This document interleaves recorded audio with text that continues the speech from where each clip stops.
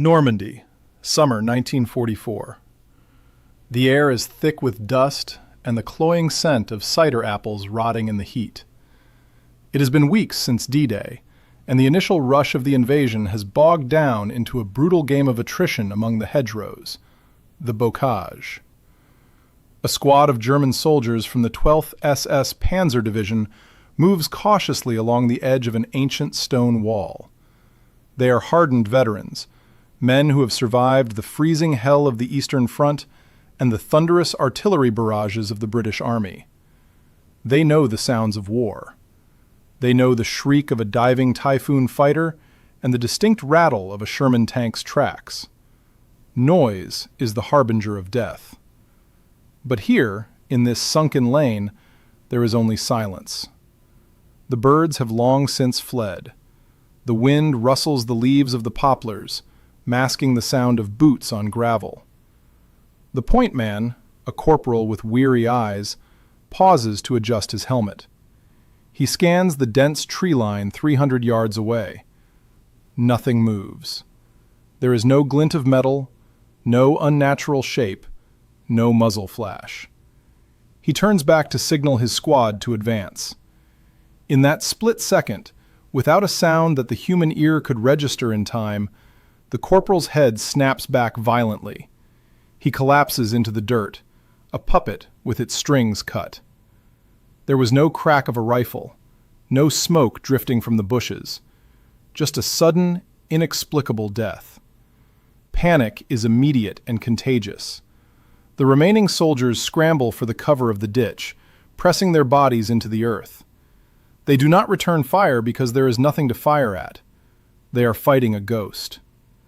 The silence of the French countryside returns, but now it is heavy, suffocating, and pregnant with threat. One of the young privates, his hands shaking as he grips his Kar 98K, whispers the words that had begun to circulate through the Wehrmacht ranks like a virus since the landings in Sicily. Kanadische Scharfschütze, Canadian sniper. In a war defined by the industrial scale of destruction, by the terrifying roar of artillery, the grinding treads of Tiger tanks, and the firestorms of aerial bombing, it seems paradoxical. Why would an army equipped with the most advanced war machines in history be paralyzed by a single man with a bolt-action rifle? But that was the reality of the Western Front. The thing the German soldier came to fear most was not the overwhelming firepower of the Allies, but the invisible, singular determination of the Canadian sniper. A shadow who controlled the battlefield not with a barrage, but with one bullet. A ghost who turned the very landscape against them. Why? What was it about these men from across the Atlantic that made them so uniquely terrifying? Why did the mere rumor of a Canadian presence in the sector cause German officers to remove their insignias and hide in the mud? To understand the fear, we must first understand the hunters. The answer lies thousands of miles away from the blood-soaked fields of Europe. It lies in the vast, unforgiving geography of Canada itself. Unlike the conscripts drawn from the industrial cities of England or the urban centers of the United States, a disproportionate number of Canadian volunteers in World War II did not learn to shoot on a military firing range. They learned in the boreal forests of northern Ontario, on the wind-swept prairies of Saskatchewan, and in the rugged mountains of British Columbia. In the 1930s and 40s, Canada was still a nation defined by its frontier. For many young men, particularly those from rural communities and Indigenous First Nations, the rifle was not a weapon of war. It was a tool of survival. This was the Canadian advantage. It was a distinct cultural heritage that the German military academy, with all its Prussian discipline and rigid doctrine, could not replicate. Consider the environment these men grew up in. To put food on the table during the Great Depression, a boy in rural Manitoba had to track a deer for miles through deep snow. He learned to read the wind not by a manual, but by the feel of it on his cheek. He learned that a single snapped twig could cost him his dinner.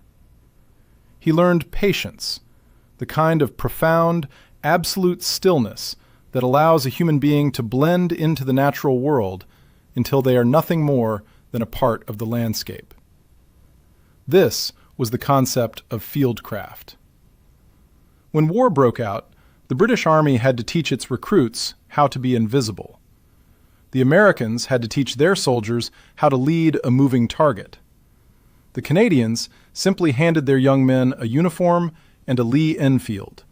The skills were already in their blood. German intelligence reports from the era reflect a growing bewilderment and respect for this capability. One captured German officer noted a distinct difference in the way Allied troops fought. He remarked, "The Americans overwhelm you with fire. The British confuse you with maneuvering. But the Canadians shoot like hunters. They wait, they watch, and they never miss." This hunter mentality translated perfectly to the chaotic nature of modern warfare. A hunter does not panic when cut off from his unit. He adapts. A hunter does not need an officer to tell him where the best vantage point is.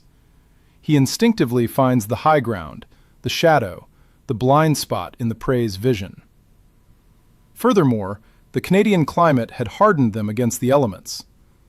The bitter cold of the Italian winter in 1943 and the damp, freezing mud of the Netherlands in 1944 broke the morale of many soldiers. But for a trapper from the Yukon or a farmer from Alberta, freezing temperatures were a fact of life. While others shivered and lost their focus, the Canadian sniper lay still, wrapped in burlap and patience, his heart rate slow, his finger warm enough on the trigger to deliver the kill shot. They were not just soldiers trained to fight. They were predators let loose in a target-rich environment. And as the war progressed, this innate skill would be honed by specialized equipment and ruthless tactics that would turn the Canadian sniper into the most effective psychological weapon on the Western Front. To translate the hunter's instinct into effective warfare, the Canadian soldier needed a weapon capable of matching his patience with precision. He found it in a rifle that would become legendary, not for its complexity, but for its rugged reliability and terrifying rate of fire. The Lee Enfield No. 4 Mark I T. By 1943, while the German Wehrmacht relied heavily on the Karabiner 98K, a finely machined Mauser design, the Canadians were fielding what is widely considered the best sniper rifle of the Second World War. To the untrained eye, it looked like the standard infantry rifle issued to millions of Commonwealth troops. But the T stamp meant telescopic. These were not random rifles pulled from a crate. At the Small Arms Limited factory in Long Branch, Ontario, and later at Holland & Holland in Britain, the most accurate barrels were hand-selected. They were the elite of the production line, modified with a wooden cheekpiece on the stock to align the shooter's eye perfectly with the optic, and fitted with the No. 32 telescopic sight. The scope itself was a marvel of pragmatism. Originally designed for the Bren light machine gun, the No. 32 offered a 3.5x magnification. It wasn't the highest magnification optic of the war, but it was incredibly robust. It could withstand the shocks of battle, the knocking against tank hulls, and the mud of the trenches without losing its zero. For a Canadian sniper crawling through the ruins of an Italian village or the marshes of the Scheldt, durability was worth more than magnification.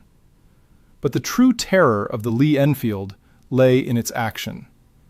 The bolt mechanism was short and incredibly smooth, allowing a trained shooter to cycle a new round into the chamber without lifting his eye from the scope. This was the famous Mad Minute capability, the ability to fire 20 to 30 aimed rounds in 60 seconds. Against a German sniper using a Mauser, this was a decisive advantage. If a German missed his first shot, the manipulation of his bolt was slower and often required breaking his sight picture. If a Canadian missed, which was rare, a second round was on its way almost instantly. German infantrymen quickly learned the difference. A single shot might be an accident or a stray bullet, but two rapid, accurate shots from nowhere? That was the signature of a Lee Enfield. It meant they were being hunted by a professional.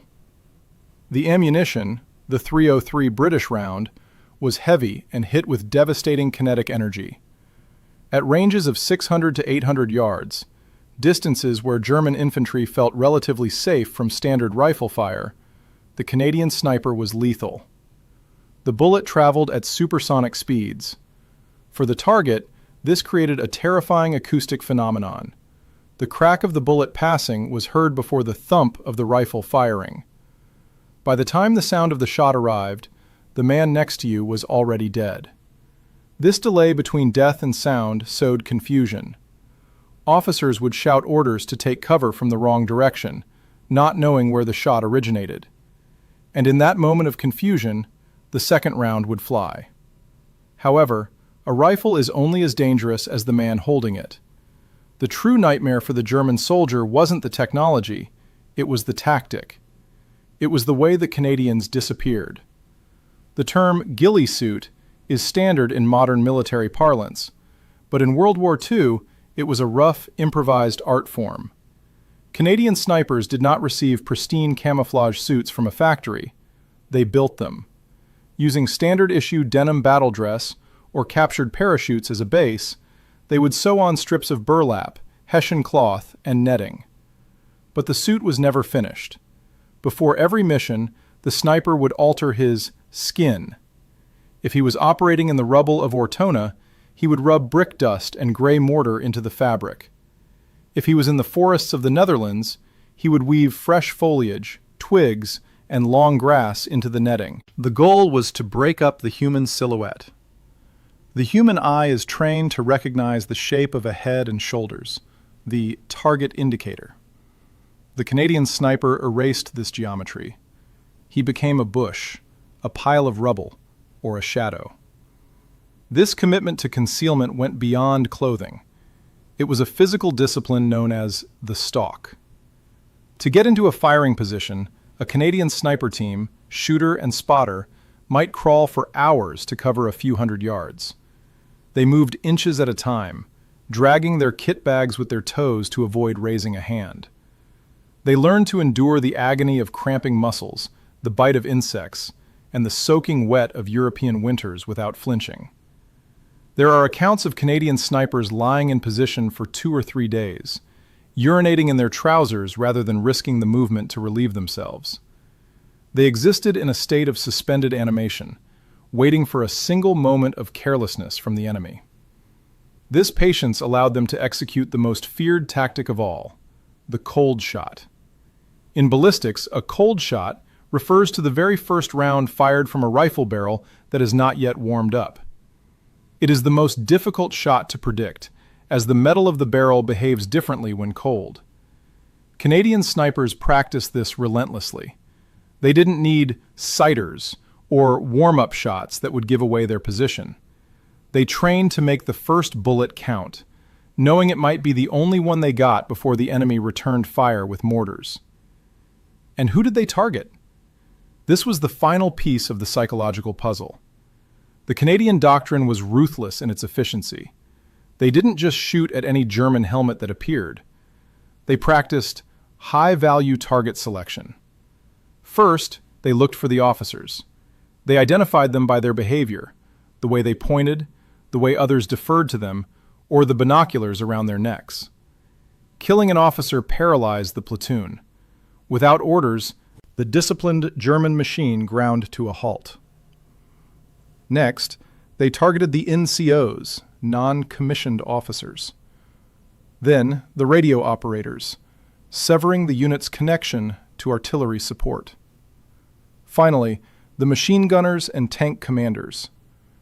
By systematically removing the leadership and the heavy weapons, A single two-man Canadian sniper team could halt the advance of an entire German company. They turned the German chain of command into a death sentence.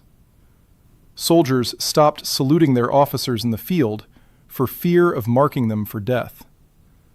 Officers removed their rank insignias and covered their binoculars, terrified of the invisible eyes watching from the tree line.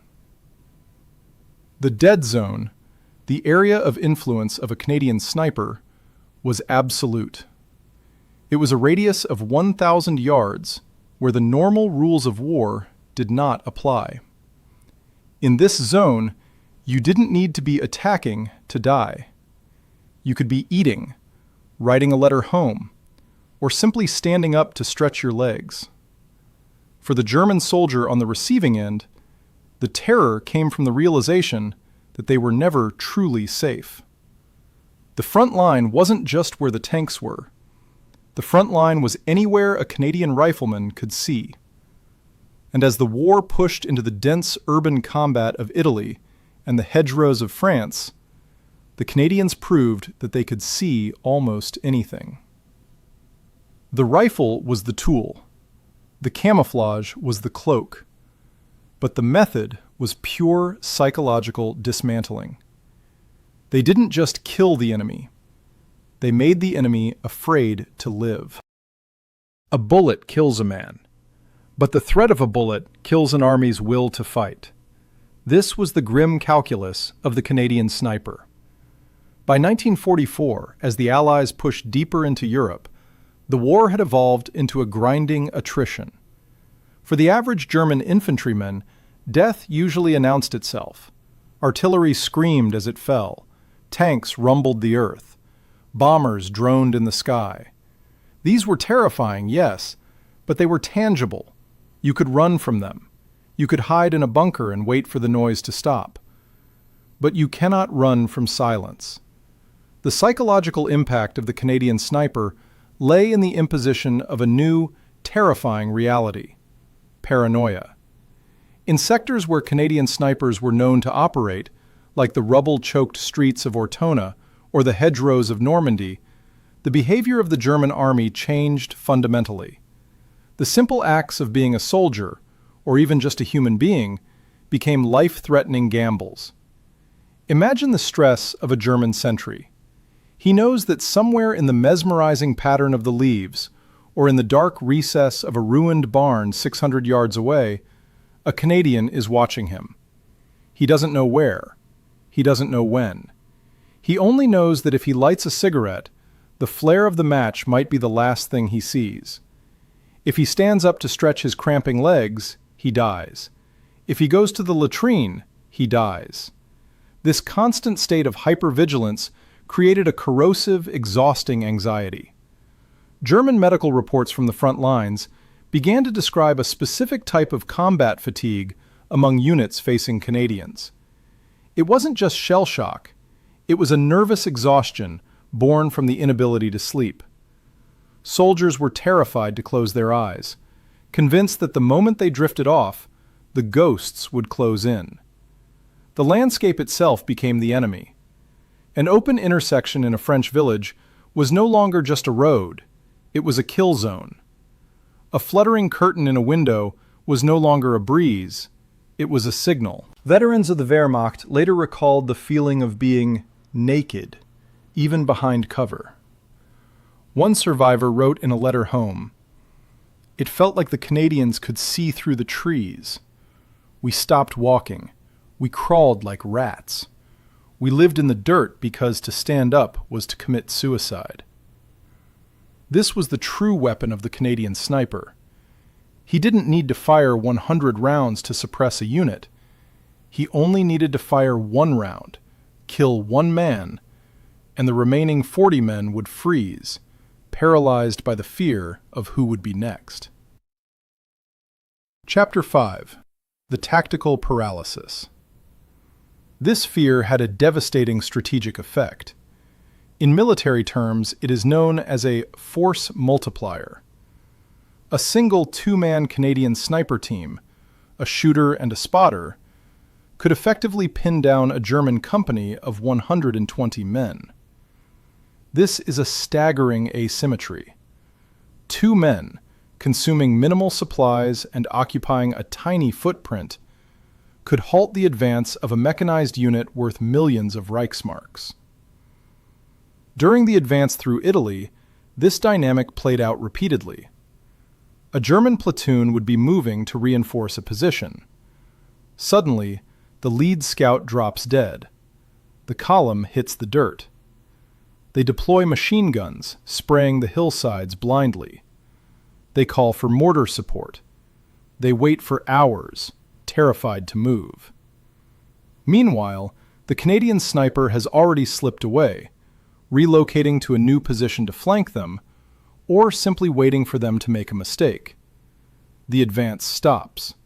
The timetable is broken. The initiative is lost. The Canadians weaponized this paralysis. They understood that a dead soldier is a tragedy for the enemy, but a wounded soldier is a logistical nightmare. In the dark pragmatism of war, some Canadian snipers employed the baiting tactic. They would intentionally shoot a German soldier in the leg or the gut, a painful, non-immediate lethal wound. The soldier would scream for help. His cries would echo across the battlefield, tearing at the nerves of his comrades. Instinct and camaraderie would compel a medic or a squad mate to rush out to drag him to safety. Crack! The rescuer falls. Now there are 2 bodies in the kill zone. It was cruel. It was ruthless. But it was psychological warfare in its purest, most brutal form.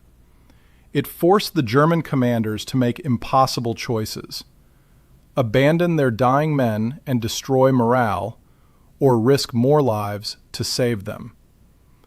This tactic sowed hatred and fear in equal measure. It broke the bond of trust between soldiers. Men began to hesitate when their friends called for help. That hesitation, that split second of doubt, is the sound of an army's spirit breaking. By the time the Canadian Army pushed into the Netherlands in the final year of the war, their reputation had morphed into myth. The Germans had a name for them: Geister im Nebel, ghosts in the fog. The fear was so pervasive that it caused chaos within the German command structure. As mentioned earlier, snipers specifically targeted officers. This led to a breakdown in unit cohesion. Without officers to issue orders, German counterattacks faltered before they even began. In the Battle of the Scheldt, fought in miserable, flooded terrain, the psychological dominance was absolute. The terrain offered little cover, yet the Canadians seemed to thrive in it. They utilized the water, the mud, and the reeds to move unseen. German prisoners captured in this sector often asked their captors the same question: "Where is your army?" They were shocked to discover that the force that had pinned them down for 2 days was just a handful of men with scoped rifles, covered in mud, smoking cigarettes, and cleaning their optics. The realization was humiliating. The mighty Wehrmacht, the army that had conquered Europe with the Blitzkrieg, was being dismantled piece by men they couldn't even see. This psychological victory was perhaps more important than the body count. The Canadian sniper stripped the German soldier of his feeling of superiority. He made the enemy feel hunted, helpless, and small. And among these anonymous hunters, there were names that rose above the rest. Individuals whose skills were so supernatural that they became legends on both sides of the line. Men who didn't just instill fear, they became the embodiment of it. History often remembers the generals who moved flags on a map, but the soldiers on the ground remembered the men who kept them alive by clearing the path ahead. Among the ranks of the Canadian Army, certain names began to circulate, names that were whispered with reverence in the mess halls and with dread in the German trenches. These were not just soldiers. They were artists of their grim trade. 1. Sergeant Harold Marshall, the ghost of the Italian front. The Italian campaign was a sniper's war. The rugged mountains, the shattered stone villages, and the freezing winters created a three-dimensional battlefield where death could come from any window or ridge. It was here, in the brutal winter of 1943-1944, that Sergeant Harold Marshall etched his name into history. A member of the Calgary Highlanders Sniper Section, Marshall became the poster child for the Canadian Sniper Corps, quite literally. A famous photograph exists of him, crouching with his Lee Enfield No. 4T, a half-smile on his face, the embodiment of confidence. But behind that image lay a predator of terrifying focus. Marshall's domain was the rubble of Ortona and the snowy peaks of the Apennines. His specialty was counter-sniping. The Germans had filled the mountains with their own marksmen, tasked with picking off Allied officers. Marshall's job was to hunt the hunters. Witnesses described his ability to lie in a snowbank for hours, letting the frost accumulate on his shoulders, his breath held shallow to avoid creating vapor clouds. He became a statue. When a German sniper fired, revealing his position with a muzzle flash, Marshall would calculate the angle, the wind, and the drop in a fraction of a second. His bolt would cycle once. The German threat would end. Marshall was known for an unnaturally rapid and accurate rate of fire. In the chaotic street fighting of Ortona, where enemies appeared and disappeared in seconds, this speed was vital. He didn't just suppress the enemy, he dominated the space, creating a zone of safety for the Canadian infantry advancing behind him. To the Germans facing him, he wasn't a man. He was the biting wind of the mountains itself. 2. Corporal Jim Landon, the shadow of Normandy. If Italy was a vertical war, Normandy was a claustrophobic nightmare. After the landings at Juno Beach in June 1944, the Canadians pushed inland into the bocage, the hedgerow country. Here, visibility was measured in feet, not miles. It was a labyrinth of thick vegetation and stone walls. In this green hell, Corporal Jim Landon of the 3rd Canadian Infantry Division became a myth. Landon was different. Most snipers preferred stationary targets. Landon possessed the rare, almost preternatural ability to hit moving targets with consistency. As the Germans retreated from the beaches, attempting to regroup, they were often sprinting between cover. For a standard rifleman, a running target at 400 yards is nearly impossible to hit. For Landon, it was routine. His area of operation became known among German units as the dead zone. Intelligence reports suggest that Landon was frequently utilized for decapitation strikes. As Canadian tanks struggled to push through the narrow lanes, often falling victim to hidden German anti-tank guns or MG-42 nests, Landon would infiltrate ahead of the armor. He would identify the German officers coordinating the defense or the NCOs directing the machine gun fire. With surgical precision, he would dismantle the German command structure. A tank commander popping his head out of a hatch? Gone. A machine gunner adjusting his sights? Gone. By the time the main Canadian force arrived, the German defenders were often leaderless and disoriented, their morale shattered by the shadow of Normandy, who seemed to be everywhere at once. 3. Corporal Roy Ackerman, master of camouflage. As the war moved north towards the Netherlands, the terrain flattened, offering less natural cover. Here, the art of the sniper shifted from marksmanship to magic. Enter Corporal Roy Ackerman. Ackerman was not just a shooter, he was an artisan of the ghillie suit. While all snipers used camouflage, Ackerman elevated it to an obsession.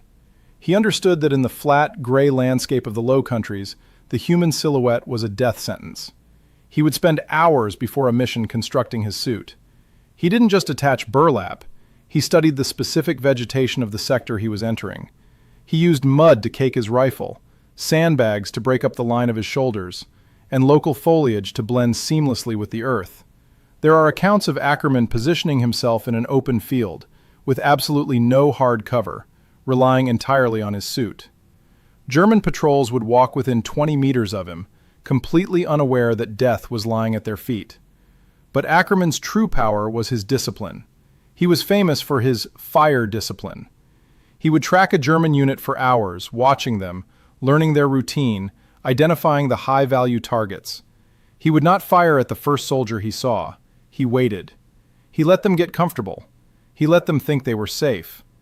Only when he had a 100% probability of a kill and an escape route planned would he take the shot. In the battles for Rimini and later in Groningen, Ackermann famously locked down an entire German supply route for over 12 hours single-handedly. Drivers refused to enter the corridor because they knew the master of camouflage was watching, but they could never find him. 4. Sergeant John Jack Tasker, the silent hunter of the Scheldt. Finally, there was the Battle of the Scheldt in late 1944, a campaign fought in a flooded purgatory of mud, dikes, and cold water. It was arguably the most miserable terrain of the entire war. It was here that Sergeant John Jack Tasker of the 1st Canadian Army forged his legend. The Scheldt offered almost no high ground. Snipers had to operate in waist-deep water, fighting hypothermia as much as the enemy. Tasker thrived in this misery. He was a specialist in anti-sniper operations in the most difficult conditions imaginable. The Germans knew the Canadians were coming and had set up extensive ambush positions along the dikes. Tasker's job was to go into the gray wasteland and root them out. Tasker was credited with making shots that the Germans believed were ballistically impossible. He understood the heavy, wet air of the Scheldt and how it affected bullet trajectory. When German soldiers stood on the far side of a flooded field, believing they were out of range, Tasker proved them fatally wrong. But it was his role in the liberation of Antwerp that cemented his reputation. Tasker acted as a guardian angel for the advancing infantry. He moved silently along the flanks, a solitary figure in the mist, neutralizing threats before the main force even saw them. A post-action report described him simply: a silent figure who controlled entire sections of the battlefield. To the men he served with, he was a savior. To the Germans in the mud opposite him, he was the inevitable end. 5. The Canadian Doctrine, a brotherhood of shadows. These 4 men, Marshall, Landon, Ackermann, Tasker, were unique individuals, yet they shared a common DNA. They were the product of the Canadian Sniper Doctrine. Unlike other armies that treated snipers as lone wolves or mere sharpshooters, Canada integrated them into the fabric of their fighting force. They built specialized observation and sniper platoons, a model that was years ahead of its time. They perfected the symbiotic relationship between the shooter and the spotter. They taught their men that the rifle was secondary to the mind. They targeted the brain of the enemy army, the officers, the radio men, the specialists, knowing that if you kill the head, the body dies. In the end, their legacy was not just in the number of enemies neutralized, but in the psychological scar they left on the Wehrmacht. They earned their title, given by a terrified enemy: Geister im Nebel, ghosts in the fog. By the spring of 1945, the Third Reich was collapsing. The Allied armies were pouring across the Rhine, a tidal wave of steel and fire. When military historians analyze World War II, they often focus on the titans of the battlefield. They speak of the Tiger and Panther tanks, 60-ton monsters of German engineering that struck fear into Allied crews with their impenetrable armor and high-velocity cannons. They speak of the screeching dive of the Stuka bomber, or the earth-shaking barrages of the Katyusha rockets. These were the loud fears. They were weapons of mass destruction, designed to shock and awe through sheer volume and violence. They were undeniable.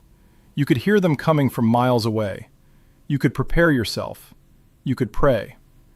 But for the average German grenadier huddling in a foxhole in the Netherlands, or retreating through the ruins of an Italian villa, there was a different kind of fear. A fear that was far more intimate and far more corrosive. It was the invisible fear. It didn't weigh 60 tons. It didn't scream from the sky.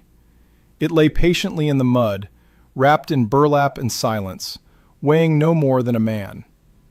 The Canadian sniper represented the ultimate asymmetry of war. The Germans could deploy a tank division to hold a sector, yet that entire division could be stalled, blinded, and demoralized by a single ghost they could not see. While the tank destroyed buildings, the sniper destroyed the mind. Epilogue: The Legacy of the Hunters. Why does the legend of the Canadian sniper resonate so powerfully through history? Perhaps it is because they represented a unique convergence of culture and conflict. They were not programmed killing machines produced by a factory. They were hunters. They brought the skills of the Yukon trapline, the Saskatchewan prairie, and the Ontario forest to the industrial slaughterhouse of Europe. They took the chaotic, mechanized violence of the 20th century and slowed it down to a single, breathless moment. The German army, for all its discipline and technological prowess, never fully solved the riddle of the Canadian sniper. They could bomb the coordinates, they could mortar the tree lines, but they could not kill a shadow. In the final analysis, the effectiveness of these men was not measured merely in the number of rounds fired or enemies killed, though those numbers were substantial. It was measured in the meals the enemy never ate because they were too afraid to light a fire. It was measured in the sleep they never got. It was measured in the orders that were never given because the officer lay dead in the grass. Sergeant Harold Marshall, Corporal Jim Landon, Corporal Roy Ackerman, Sergeant Jack Tasker, and thousands of other unnamed marksmen did not win the war solely with their rifles. They won it by breaking the enemy's belief that they could survive the day. As the dust settled over Europe in May 1945, the roar of the tanks faded. The bombers landed. The artillery fell silent. But for the survivors of the Wehrmacht, the silence would always be suspicious. They had learned a terrifying lesson on the road from Ortona to the Scheldt. In modern war, the most dangerous thing is not the giant machine you can hear coming. It is the quiet patience of a hunter you will never see. And for the Canadian sniper, that was the only truth that mattered. One bullet, one target, and then nothing but silence.